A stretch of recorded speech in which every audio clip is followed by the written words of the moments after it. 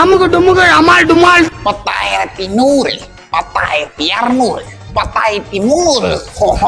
ஏன்னா இவ்வளவு கஷ்டப்படுறீங்க? யாராவது உதவி கூப்பிடலாம்ல? தம்பி, எங்களுக்கு எந்த உதவியும் தேவைப்படாது. ஏன்னா நாங்க தனிச்சையா தான் இருக்கோம். ஏன்னா நாங்க ஒரு தனியார். ஆனா என் ஃப்ரெண்ட் அஜய்னு ஒருத்தருக்கானே, அவங்களுக்கு நல்ல உதவி பண்ணுவான். சரி தம்பியை கூப்பிடுங்க தம்பி. இப்பதான் யார் உதவி வேணாம் நீங்க?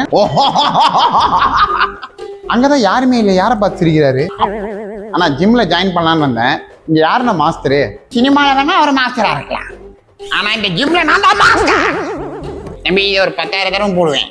ரொம்ப வேரி ஆயிடுச்சுன்னா ஒரு 50,000 தடவை போடுவேன். தம்பி, இதுக்கு ஒரு கதை இருக்கு தெரியுமா? போதும் போதும், இவன் நேரம் சொன்ன கதையே போதும்.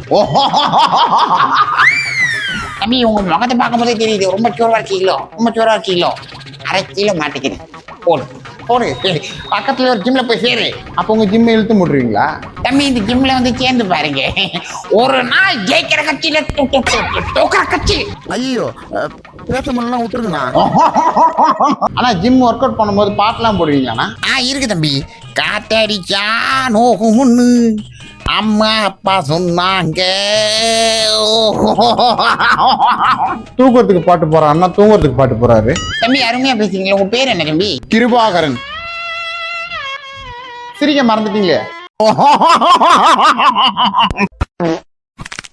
டாக்டர் வணக்கம் டாக்டர். ஆனா வணக்கங்கன்னா, இந்தியாவில் இருக்க அனைத்து சகோதர சகோதரிகளும் ஏதாவது பிரச்சனை இந்த கிளினிக் தான் வருவாங்க. உங்களுக்கு என்னென்ன பிரச்சனை? ஐயோ, நான் பேஷண்ட். நான் உங்களோட சின்ன பையன் தான். ஆனா உங்களுக்கு பிடிக்காத ஒரே காரணத்துக்காக நான் கண்டிப்பா இனிமேல் அண்ணான்னு கூப்பிட மாட்டேங்கன்னா என்னென்ன பிரச்சனை? சொல்ல மாட்டேன்னு இவ்வளவு நேரம் சொல்லிட்டு இருக்காரு. கேஸ் ட்ரபிளா இருக்கு. கண்டிப்பா இருக்குங்க. எல்லா ஊர்களிலும் இந்த கேஸ் ட்ரபிள் இருக்க தானே செய்யுது. கண்டிப்பா அரசாங்கம் ஒரு நல்ல ஒரு முடிவெடுக்கும்னு நினைக்கிறேங்க. ஐயோ, எனக்கு கேஸ் ஆயிடுச்சு டாக்டர். ஆனா அப்படிதான் ஒரு வழி பண்ணலாம்னா, இண்டக்ஷன் ஸ்டவ் அதுல வந்து நீங்க வாங்கி யூஸ் பண்ணீங்கன்னா உங்க வீட்டுக்கு ரொம்ப யூஸ்ஃபுல்லா இருக்கும்னா. ஆனா அப்படி இல்லைங்கன்னா, ஃபாரின்ல வந்து அண்டர் கிரவுண்ட்ல வந்து ஒரு பைப்பை எடுத்து வெளியே வந்து கேஸ் சப்ளை பண்ணிட்டு இருக்காங்கன்னா, அந்த மாதிரி நம்ம நாட்டுல கொண்டு வரதுக்கு எவ்வளவோ ட்ரை பண்றாங்க, முடியல. அதை நான் பண்றேங்கன்னா. டாக்டர், இப்ப எனக்கு தீர்வு சொல்லுவீங்களா சொல்ல மாட்டீங்களா? ஆனா இதை முன்னாடியே சொல்லியிருந்தா நான் கண்டிப்பா சொல்லியிருப்பேங்கன்னா, நல்ல ஆட்டுக்கறியா வாங்கி நல்லா சாப்பிடுங்கண்ணா. ஆடு ரொம்ப நல்லதுங்கண்ணா. ஆட. வணக்கம் நேயர்களே, இன்னைக்கு நம்ம யாரை பார்க்க போறோம்னா, ஜோசியர் பைல்வான் சங்கநாதன். வணக்கம் சார்.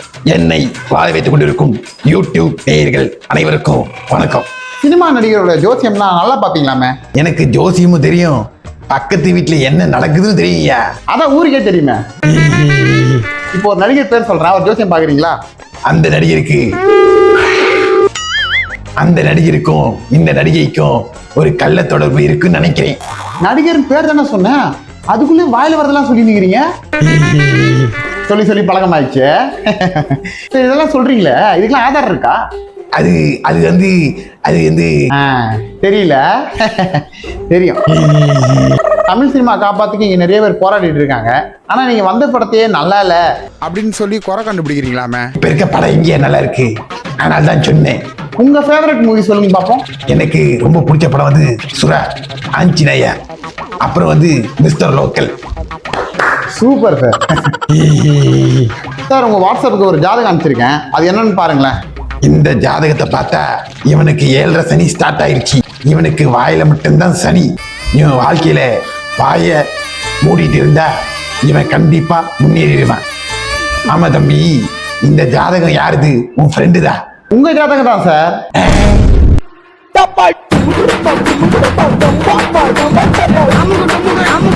அமுகு டுமுகு அமால் டுமால்.